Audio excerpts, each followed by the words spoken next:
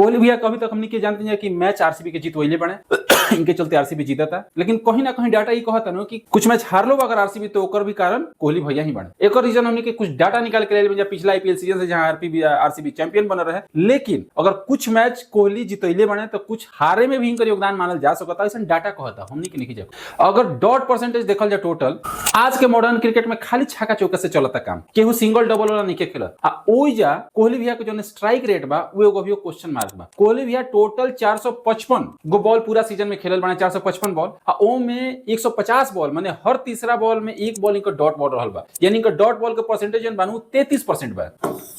जोन आजकल के टी20 के बैटर होते रहे, जो पावर हीटर कहते रहे, उनका डॉट बॉल के परसेंटेज रहता है 20 से 25 के बीच रहता है। चलो अगर मानल जाता है अगर इनका 25% भी रहित तो मानल जीत की इनका स्ट्राइक रेट जो बात बेटर वाला कंडीशन है बा, लेकिन इनका स्ट्राइक रेट बहुत नीचे आ जाता है, स्पेशली मिडिल ओवर में। वो डेटा आदमी निकाल के लेके आइल, डेटा देखल जाओ 36% डॉट बॉल हो जाता है 7 से 15 ओवर में, जहां कहल जाला कि गेम चलेला, मेन गेम ओजी बनेला, ओजा इनकर डॉट बॉल के परसेंटेज 36% बढ़ जाता है। ये देखल जी काहे बढ़ता है, का मतलब कि कहीं ना कहीं स्पिनर के अगेंस्ट स्ट्रगल करता है। पावर प्ले में 148 के स्ट्राइक रेट बा, 33% डॉट बॉल बा, चली उसे कोनो दिक्कत नहीं है, केहू कुछ ना करी उसे। लास्ट ओवर में 184 के स्ट्राइक रेट होता, 22% डॉट बॉल बा। लास्ट ओवर के हिसाब से 22% डॉट बॉल बहुत ज्यादा हो जाए, 22% मतलब लास्ट जहां हर बॉल पे मारे के बाद। मिडिल ओवर के प्रॉब्लम का देखल गइल बा कि इनका के जो भी कप्तान बने नु, अब कोहली के आउट करे निखन जात, कोहली के आउट कल मुश्किल बा लेकिन स्लो कइल आसान बा। तो कप्तान चाहते रहे कि मिडिल ओवर में कोहली खेलस, इनका के कोई कप्तान अब मिडिल ओवर में आउट नहीं खेल चाहत, कारण कि सब कोई जानता है कि इनका स्लो स्ट्राइक रेट भाई मैच फंसई है। आ स्लो स्ट्राइक रेट या डॉट बॉल खेलल टी20 गेम में अपने आप में एगो आत्मदाह बा, सुसाइड बा। कारण जैसे ही डॉट बॉल के ज्यादा होके, जैसे ही डॉट बॉल के प्रेशर बनला नु तो सामने जो सामने बल्लेबाज बनू ओकरा पर प्रेशर बनेला, आ जैसे ही प्रेशर बनी नु उल्टा पुल्टा शॉट खेले लगी, ओमे आउट होके चांसेस बढ़ जाला। अब एगो और एग्जांपल लिया जो फाइनल के पिछला बार के इनिंग रहे, ओमे 35 बॉल पर 43 रन कोहली भी बनैले रहन।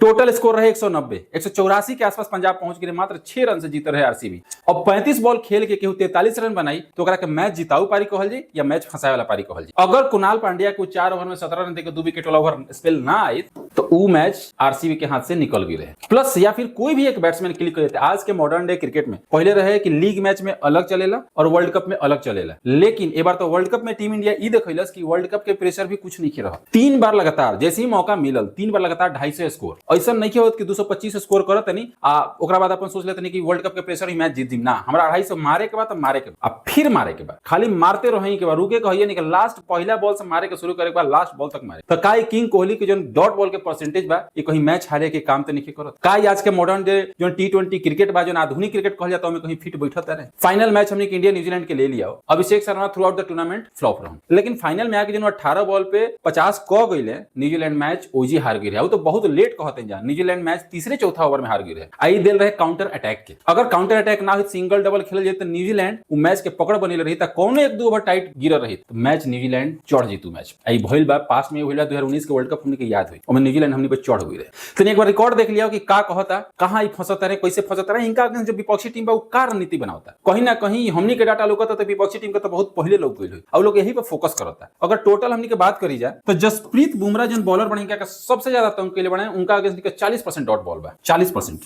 दूसरा जन बॉलर बने वो राशिद खान बने, इनकर फास्ट स्पिन आएला तनी इनकर बॉल तेज गिरेला, ओकरा पे इनकर 38 से 42% डॉट बॉल हो जाता है। आ तीसर बने सुनील नारायण, इनका पर 35 से 40% हो जाता है। सुनील नारायण हमेशा इनका के पावर प्ले में आके चोक कर देबेले, इनका के जाम कर देबेले, पूरा इनकर पैरवे धक बैठ जाले, ओजे खूंटा गड़वा देबेले। इनका एंकर का रोल ठीक बा, रिस्क ना लेल भी ठीक बा, कोलैप्सिंग से बचावलो ठीक बा, लेकिन का रिस्क ना लेल हमेशा खाती ठीक बा, रिस्क ना लेल भी एक सबसे बड़ा रिस्क है। ये फैक्टर पर थोड़ा हम सोचे के पड़ी। का किंग का कोहली भी अपन थोड़ा सा स्ट्राइक रेट और बढ़ा सकते रहे मॉडर्न डे क्रिकेट खातिर। एक आध गो इनिंग याद हुई लास्ट आईपीएल में जहां पे कि 40 बॉल पे 50 रन आई रहे, 40 बॉल पे 50-55 रन। आज के टाइम में 40 बॉल पे जो 70 मारता नु वो टीम जीतता है। मान के चलिए इनिंग में 40 बॉल खेलल की हो, डॉट के हिसाब से में कम से कम 12 से 13 बॉल डॉट हो गई। जो पावर हिटर होता है ना 12 से 13 बॉल में कम से कम 30 से 35 रन बनाता है, टीम के स्कोर कहां से कहां हो जाता है। सबसे बड़ा फैक्ट क्या पड़ता है कि अगर एक आदमी के स्ट्राइक रेट बा 155-160 और एक आदमी खेलता है 130-132 के स्ट्राइक रेट से कोहली भैया खेलता है, तो हर ओवर में 1-2 रन के डिफरेंस पड़ता है। 1-2 रन जो पावर हिटर बने या जो नॉर्मल स्ट्राइकर जो खेलते रहे बढ़िया, उनका से हर ओवर में 1-2 रन कम बनता है। ये डिफरेंस जब 20 ओवर के मैच में जाले नु तो 20 से 22 रन का हो जाला, जो कि 20 ओवर के मैच खातिर बहुत बड़ा एगो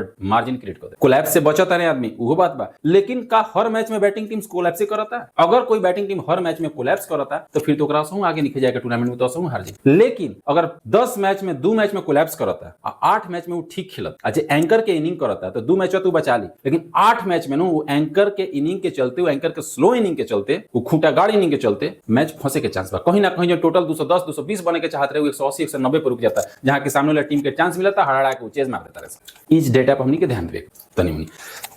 पावर प्ले में स्ट्राइक रेट ठीक बा 148 पे होता है। मिडिल ओवर में स्ट्राइक रेट गिर जाता मात्र 120 125, कभी कभी से 115 का स्ट्राइक रेट हो गया बा स्पिनर के खिलाफ, जो कि बहुत कम बा। 115 स्ट्राइक रेट आज के जमाना में, तो कहीं ना कहीं स्पिनर पे स्ट्रगल करता रहे। आ क्वालिटी पेस जैसे जसप्रीत बुमराह पे देखल गेली तो खैर सब के झेला होता है, लेकिन कोहली के भी झेला होता है। जसप्रीत बुमराह, कोहली भी इनका अगेंस्ट स्ट्रगल करता रहे, राशिद खान का अगेंस्ट करते रहे, नरेन का अगेंस्ट करता रहे। तो कहीं ना कहीं पिछला बार हमने देखले बन जाए कि कोहली के स्लो इनिंग के चलते भी ना कुछ मैच फंसा रहे, लेकिन सामने वाला कोई बल्लेबाज एक्स्ट्रा ऑर्डिनरी खेल गई तो प्रेशर उतर गई। तो कभी कभी का हो गया कि वह एक्स्ट्रा ऑर्डिनरी खेले में एगो गलत शॉट लागेला, फिर टीम जो बानू और ज्यादा दबाव में आ जाता। तो अब कोहली के केहू आउट खेल नहीं चाहत, कोहली के अब चाहता लो कि मिडिल ओवर में खेलस आ स्लो हो जास, जो कि क्या कि आउट खेल बहुत मुश्किल बा, आउट तो होखबे ना करस। कोहली के आउट खेल मुश्किल बा, स्लो खेल बहुत आसान हो गेल। आ इहे आजकल कप्तान लोग करत। अब ई डाटा के हिसाब से रउआ सब के का अपन ओपिनियन बा बताई, देखल जे हमनी के अगला कोई एनालिसिस है तो भी हमनी के कोई